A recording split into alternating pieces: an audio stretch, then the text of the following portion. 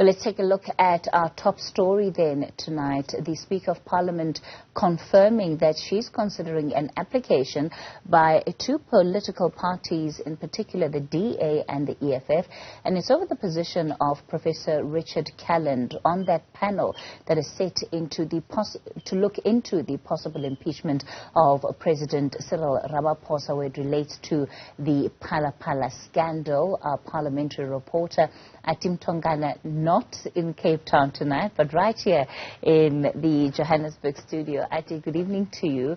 Firstly, no surprises that there was an official complaint from these political parties. They were up in arms last week when this list was made public. Yes, Kathy, they certainly were. And if you also look at the reaction not only of those political parties, but the reaction of members of the country, members of the public, they also raised concern about the Speaker of the National Assembly, Nosiviwe Mapisa-Nqakula, including Professor Richard Calland, as part of that independent panel that will look into, of course, the Section 89 motion that was brought by the African Transformation Movement, wanting the Parliament, the National Assembly that is, to look into the conduct of the President pertaining, of course, to the theft, the money theft at his Phala Phala farm. Now, I need to remind you, Kathy, who the Speaker actually appointed. It was not only Professor Richard Calland, it was also former Chief Justice of the Constitutional Court, Sandile Ngcobo, as well as Thokozile Masipa, who was also a former judge at the Gauteng High Court. And so those are the people that she's essentially appointed for this panel,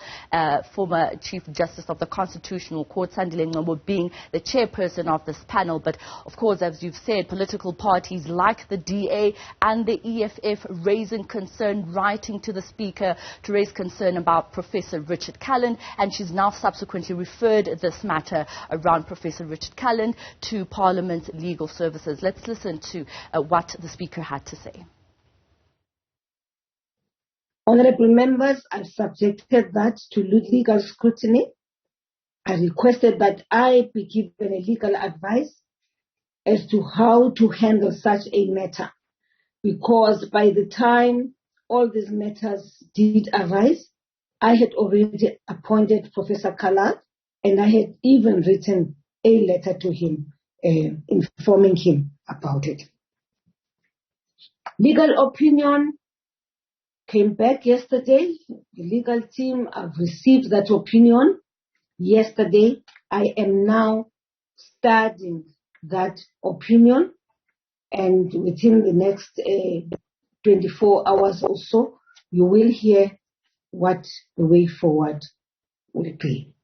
Interesting, Athi, that even in the midst of this announcement about reviewing the position of Professor Calland, the Speaker also saying that they had many other people who are ready and willing to be part of this particular panel, which is not really the sense that one got previously, because there is, of course, the speculation that there were many people that Parliament had approached to be part of this process and they had turned it down.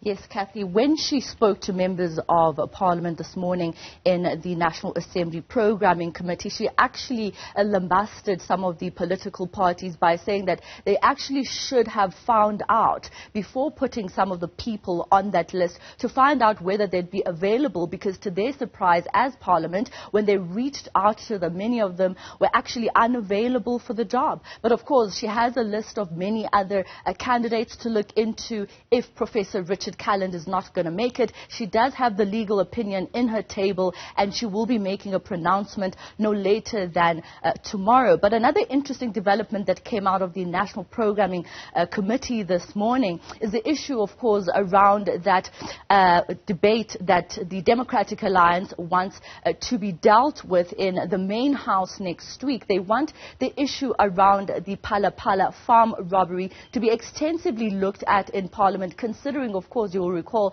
what the outcomes of the Zondo Commission said, and as far as Parliament holding members of the executive accountable, including the President. And so what the DA has done is to ask for the opportunity for Parliament to then be able to get into a vote where they'd subsequently get to a situation where they establish an ad hoc committee that would look into the President's conduct.